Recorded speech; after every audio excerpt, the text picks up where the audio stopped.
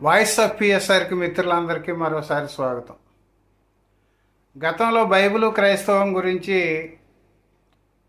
చాలామందికి తెలియని విషయాల్ని నా వీడియోల్లో విశ్లేషించడం జరిగింది. అలాగే ఈ వీడియోలో కూడా బైబిల్కి సంబంధించి కొన్ని ఆసక్తికరమైన అంశాలని చెప్పదలుచుకున్నాను. బైబిల్తో ఏ పాటి పరిచయం ఉన్నప్పటికీ కూడా అందులో ఉన్న చివరి గ్రంథం ప్రకటన గ్రంథం అని అందరికీ తెలుస్తుంది. ఆ ప్రకటన గ్రంథం ముగింపులో ఈ గ్రంథంలో ఉన్నదాన్ని ఏదైనా తొలగించినా, అదనంగా ఏదైనా చేర్చినా వాళ్ళకి దేవుడు ఈ గ్రంథంలో పేర్కొనబడిన సమస్త రోగాల్ని కలుగజేస్తాడు, పరలోకంలో వాళ్ళకి స్థానం ఉండదని ఒక హెచ్చరిక కనిపిస్తుంది. ఈ హెచ్చరికని క్రైస్తవులు పట్టించుకుంటున్నారా అని ప్రశ్నిస్తే లేదేమో అని చెప్పి నాబోటి వాళ్ళకి అనుమానం వస్తుంది. బైబిల్లో కాలక్రమంలో అనేక మార్పులు జరుగుతున్నాయి. ఆయా శాఖల వాళ్ళు తమ శాఖల విశ్వాసాలను బట్టి బైబిల్ అనువాదాలు చేయడం జరుగుతోంది. కొన్ని పదాలకి కావాలని అర్థాలు మారుస్తున్నారు, కొన్ని పదాలని కావాలని పక్కన పెడుతున్నారు. మరి ఇవన్నీ చేస్తే ప్రకటన గ్రంథంలో ఉన్న హెచ్చరిక వాళ్ళకి వర్తించదా? బైబిల్లో అచ్చుతప్పులు ఉంటున్నాయి, అనువాద దోషాలు ఉంటున్నాయి. మరి ఇవి కూడా ప్రకటన గ్రంథం పరిధిలోకి వస్తాయా రావా? ఈ కోణంలో కొన్ని ఆసక్తికరమైన అంశాలని మీకు చెప్తాను. బైబిల్ గురించి మాట్లాడగానే చాలామంది ఎప్పుడో 2000 సంవత్సరాల క్రితమే రాసినటువంటి మా బైబిల్లో భూమి గోళాకారంలో ఉందని చెప్పి రాశారు. సైన్స్ ఇటీవలే కనిపెట్టింది ఆ విషయాన్ని అని చెప్పి చాలామంది గొప్పలు చెబుతూ ఉంటారు. యోబు గ్రంథం 37:12 తీసి ఇదిగో ఇక్కడ భూగోళం అని ఉంది, ఆ రచయితలకు అప్పుడు భూమి గోళాకారంలో ఉన్నట్టు ఎలా తెలిసింది అని చెప్పి ప్రశ్నిస్తూ ఉంటారు. తెలియని వాళ్ళు ఓహో నిజమేనేమో బైబిల్లో భూగోళం అని రాశారేమో అని చెప్పి అనుకుంటారు. వాస్తవానికి భూగోళం అని ట్రాన్స్లేట్ చేసిన దానికి ఇంగ్లీష్ పదం వరల్డ్.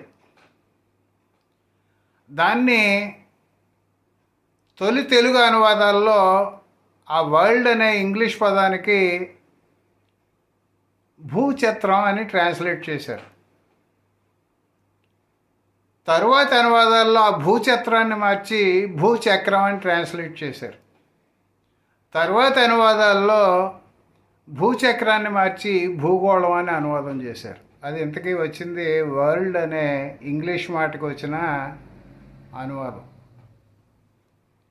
ఇందులో ఏమైనా నిజాయితీ ఉందా? వరల్డ్ అనే పదానికి గోళం అనే అర్థం ఎక్కడైనా ఉందా?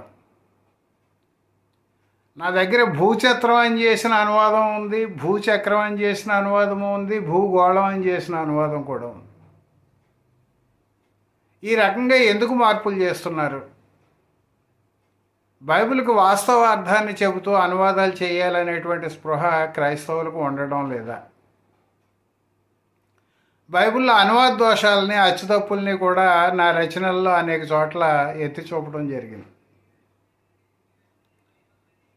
అలాగే 1818లో ప్రచురితమైన, అంటే బైబిల్ సొసైటీ మద్రాసు వాళ్ళు ప్రచురించినటువంటి కొత్త నిబంధనలో బాప్తిసం అనే పదానికి స్నానం అని తెలిగించారు. 1881లో బాప్టిస్ట్ సంఘం వాళ్ళు అనువాదం చేసి దానికి ముంచడం అని ట్రాన్స్లేట్ చేశారు.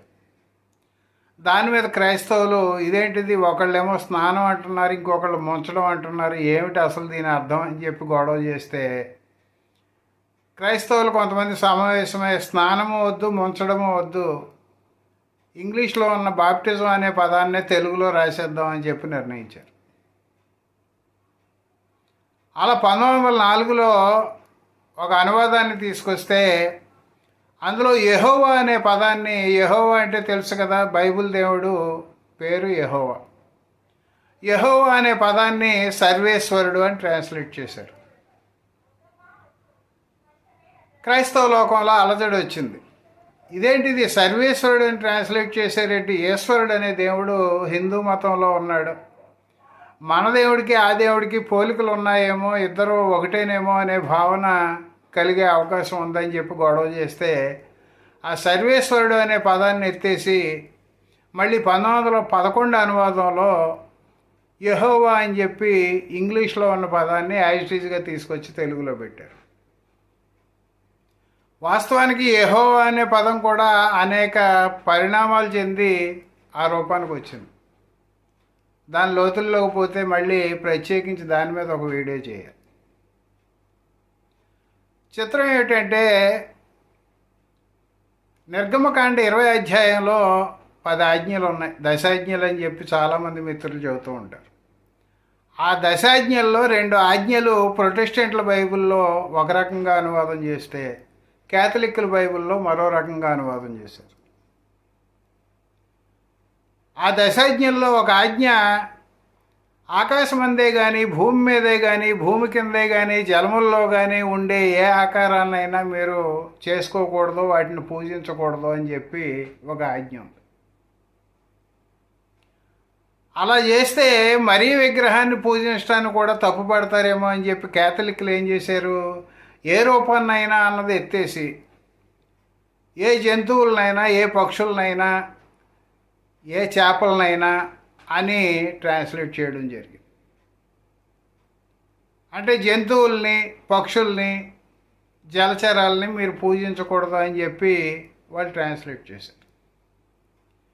ఇంకో ఆజ్ఞ ఉంది, అబద్ధ సాక్ష్యం చెప్పకూడదు అని. ప్రొటెస్టెంట్ల బైబిల్లో అబద్ధ సాక్ష్యం చెప్పకూడదని కనిపిస్తుంది. క్యాథలిక్లు ఏం చేశారు, అబద్ధ సాక్ష్యం చెప్పకూడదు అన్నదాన్ని అబద్ధం ఆడకూడదు అని ట్రాన్స్లేట్ చేశారు వాళ్ళు. అసలు అబద్ధం ఆడకూడదు అన్నదానికి, అబద్ధ సాక్ష్యం చెప్పకూడదు అన్నదానికి రెండిట్లకి తేడా ఉందా లేదా? అలాగే ఈ త్రిత్వంలో రక్షణ ఎక్కడ లభిస్తుంది, ఎలా లభిస్తుంది అంటే ఆత్మ, రక్తం, నీళ్లు, ఇలా ఈ విషయాల్లో కూడా అనేక మార్పులు వాళ్ళు చేయడం జరిగింది. ఇప్పుడు నేను ప్రత్యేకంగా చెప్పదలుచుకున్న అంశం ఏంటంటే 1611లో బైబిల్కి ఒక అనువాదం చేసినప్పుడు రూతు గ్రంథంలో ఒక చోట షీ అని ఉండాల్సిన చోట హీ అని ట్రాన్స్లేట్ చేశారు. ఆ పొరపాటుని చాన్నాళ్ళ తర్వాత గుర్తించి దాన్ని హీ బైబిల్ అన్నారు వెటకారంగా. 1631లో మరో బైబిల్ అనువాదాన్ని ప్రచురించారు. అందులో దశాజ్ఞల్లో పేర్కొన్న వ్యభిచరించకూడదు అనేదాన్ని తప్పుగా ముద్రించారు పొరపాటు. నీవు వ్యభిచరించకూడదు అని చెప్పి రాయాల్సిన చోట నీవు వ్యభిచరించవలెను అని చెప్పి దశాజ్ఞల్లో ప్రచురించడం జరిగింది. అంటే ఇంగ్లీష్లో నాట్ ఎగిరిపోయింది. చాన్నాళ్ల తర్వాత ఆ తప్పును గుర్తించడం జరిగింది ముద్రాపకులు కానీ, క్రైస్తవులు కానీ. అప్పుడు ఇంగ్లాండ్ రాజుగారే కలగజేసుకుని దాని మీద విచారణకు ఆదేశించాడు. విచారణ చేసి చివరికి ఆ ముద్రాపకులకి అప్పట్లో జరిమానా విధించి బైబిల్ని ముద్రించేటువంటి హక్కు వాళ్ళకి లేకుండా దాన్ని రద్దు చేశారు. ఇవాళ ఆ రోజుల్లో వాళ్ళకి విధించినటువంటి జరిమానా తక్కువే కానీ ఈ వేట లెక్కల్లో చూస్తే అది లక్షల్లో ఉంటుంది.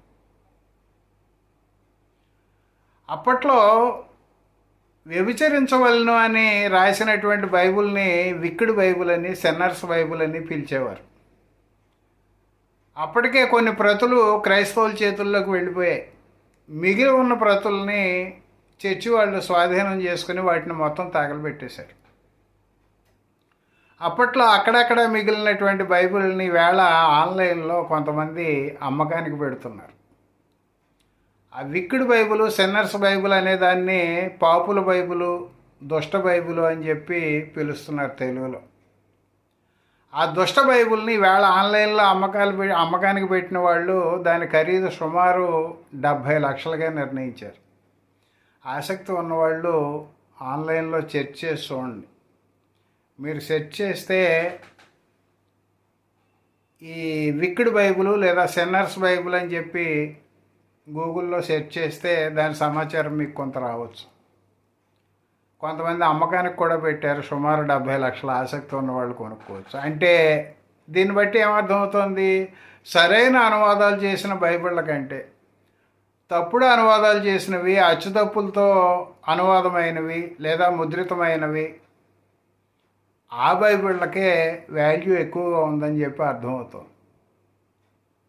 మిత్రులు, ఇలాంటి విషయాల పట్ల ఆసక్తి ఉండే మిత్రులకి సమాచారం ఇవ్వడం కోసం ఈ వీడియో చేశానని చెప్పి గమనించగలరు.